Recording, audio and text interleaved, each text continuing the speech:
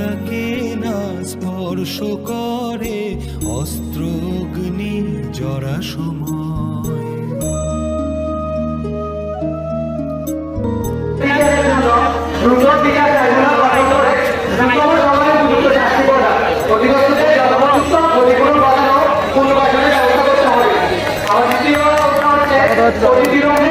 সুরক্ষা আইন প্রণয়ন করতে হবে। 3 নম্বরটা হচ্ছে সংখ্যালঘু বিষয়ক মন্ত্রণালয় গঠন করতে হবে। তারপর আমাদের 4 নম্বরটা হচ্ছে হিন্দু ধর্মীয় কল্যাণ কাজকে হিন্দু ফাউন্ডেশনে উন্নতি করতে হবে।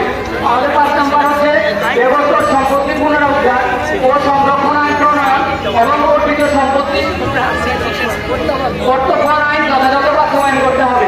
আমাদের 6 নম্বরটা হচ্ছে প্রতিটি শিক্ষা প্রতিষ্ঠানে সংখ্যালঘুদের জন্য উপাসনালয় নির্মাণ এবং প্রতিটি হোস্টেলের প্রার্থনা কক্ষ বরাদ্দ করতে হবে। আমাদের 7 নম্বরটা হচ্ছে সংস্কৃত